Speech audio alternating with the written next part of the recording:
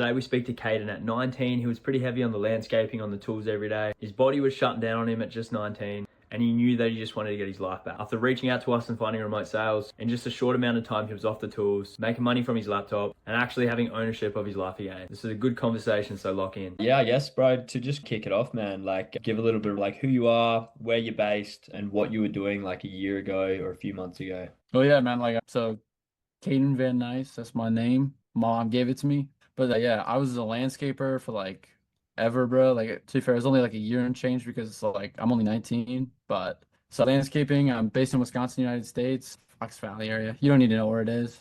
It just exists. But landscaping, bro, is like the long hours all day. Like I work from like 6:30 a.m. till 8:30 p.m. sometimes, bro. Like, and it's like back-breaking fucking labor, bro. Like I'm hauling wheelbarrows of fucking like decorative stone. I'm like to grade a lawn and shit and all the stuff that goes along with that to have it like perfectly 10 by 2, which only landscapers will understand what the fuck that means. It's tradie lifestyle. Like, yeah. But like, dude, hauling wheelbarrows up like hills and stuff, like these skiddy operation, that was probably the only like nice thing because at least it was air conditioned. But like, dude, and then I still was making it a priority to go to the gym, still trying to get sleep, especially, and that was difficult in and of itself. Like you get out at like 8:30 p.m., like that's it, bro. Nah, you're all good, man. The pay wasn't the equivalent of like other trades where like you're in an apprenticeship, which is funny because I finally got like the equivalent of getting out of my apprenticeship like in landscaping like 2 weeks before I quit my job. So like I just got the pay raise and I just seen it on my paycheck, but like then I was gone. Yeah, bro, that's like them almost just roping you back in at the last second. But nah, not into that.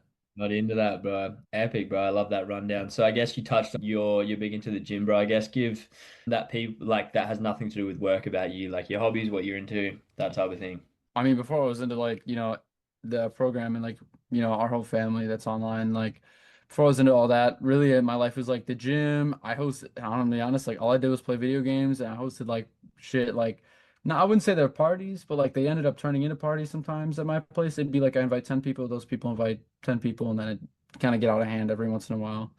Like, bro, literally this March and this April before I joined, because I joined at the end of May, like March and April, every single weekend at my place is like some big stuff going on. Cause like I have like the man cave that I've slowly built over like with all the dumb trading money that I had, bro.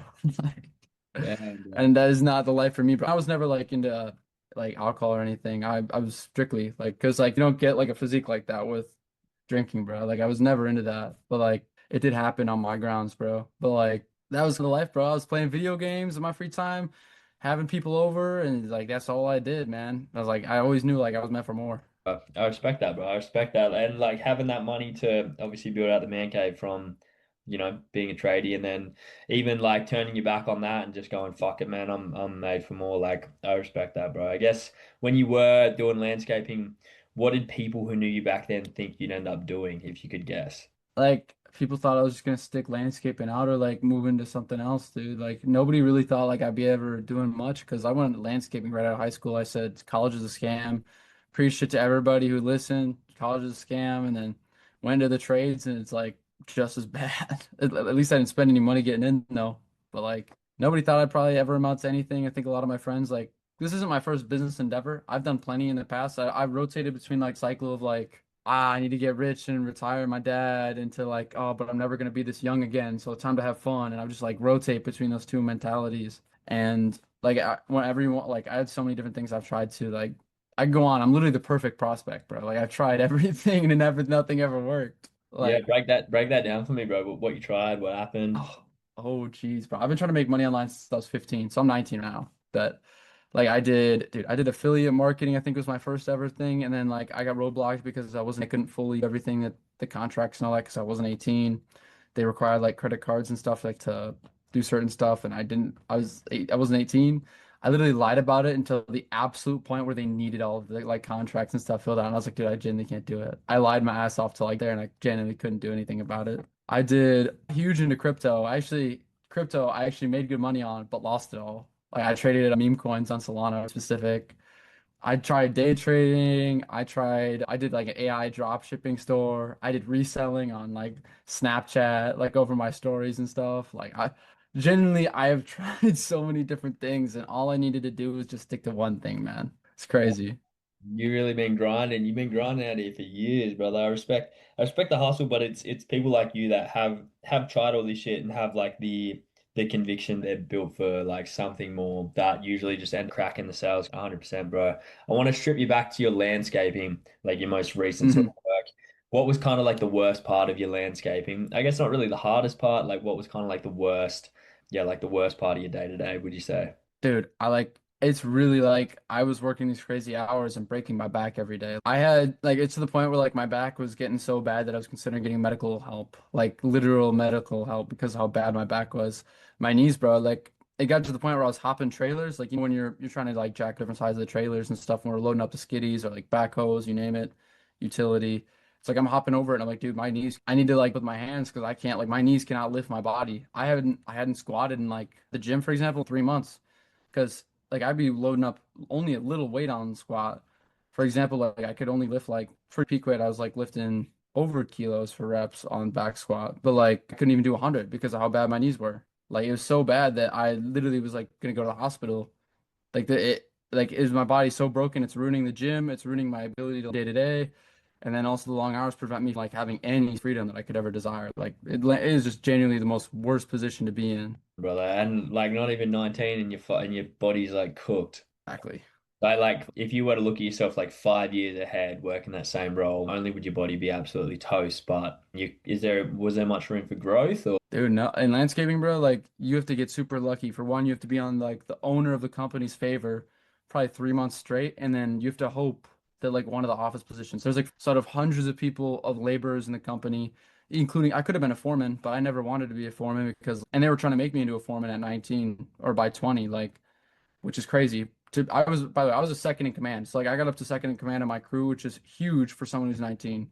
Like huge. And I was almost a foreman even. I've always been a hard worker and I worked my ass off to get to that position. And like they're grooming for foreman basically, and I never was interested in that. That's the highest I ever could have gone. Like, and that's still all that happens is more stress on you, a pay raise, and you get like you get some paid time off. That's literally the only difference between where my position and where I could have been. And then those five office positions that like get rotated every 10 years, I would just have to get lucky and hope that one of those people retire. And I was the best person during that month that it happened. it's heavy, bro? It's like there's no light at the end of the tunnel. Was there like a specific moment that you thought, fuck this, I'm done, or like the breaking point moment? It, I mean, it happens all the time. I wouldn't say like it was I don't know if there was an exact breaking point moment. Like I feel like I always kind of knew it, and then at some point I finally had like a glimmer. Because sales is like own deal. Like for like say drop shipping, for example, I do drop shipping. I have to pay for ads or I have to pay for inventory, something along those lines. Regardless, I have to pay money, and if I don't have money, I can't do it. When it came to sales, it's like this is a skill that I can have, and no matter how little money is in my bank account, I can always have it. Like I don't care what it's going to cost. I'm going to take this opportunity because that's what I need to do to change my life. I bet on myself.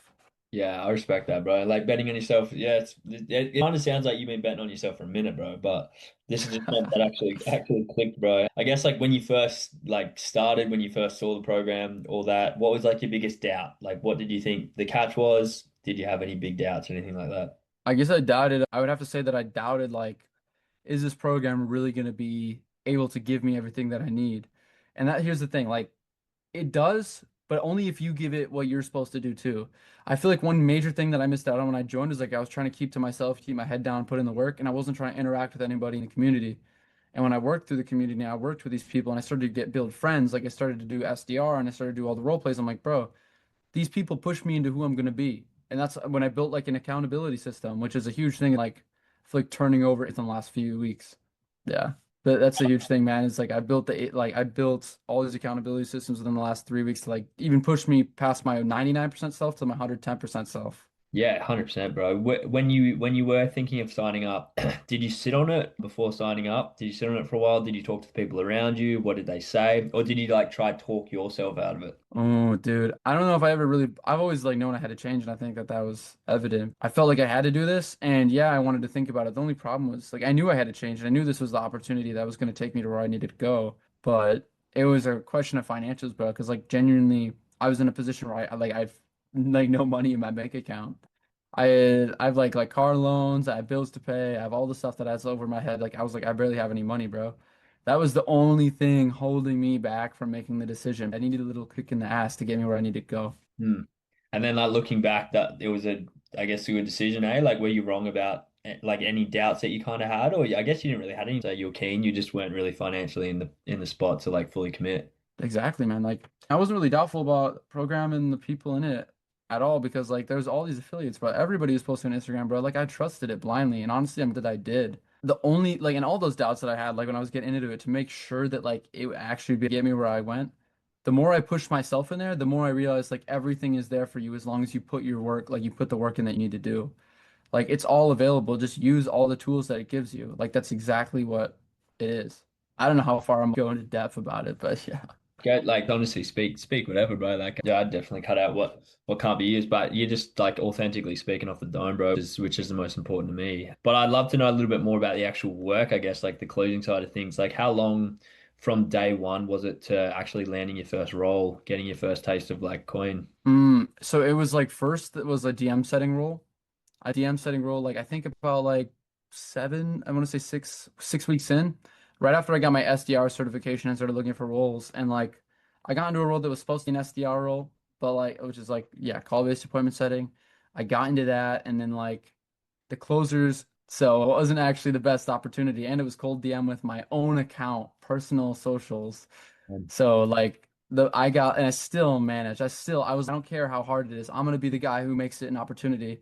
And I got 20 qualified bookings within like 3 days of my first, and they closed none of them.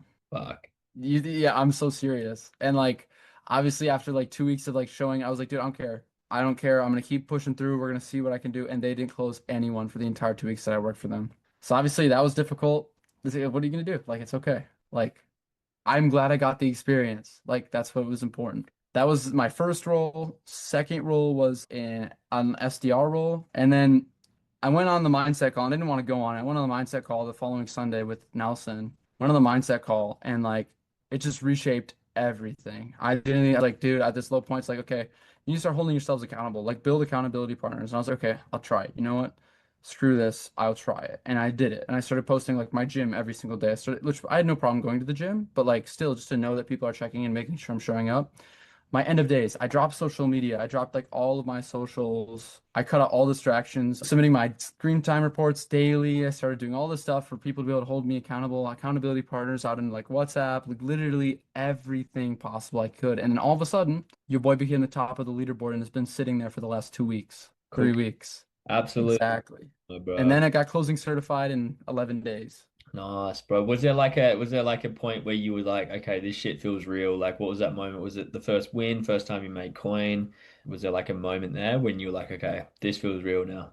Dude, it was like when I'm learning closing. Like you learn closing. The money is, to be fair, I lost sight of the money a long time ago. I really found the value in like becoming the best version of myself. And I think that's the only way you're ever going to succeed is if you strive to be the best version of yourself and the money follows.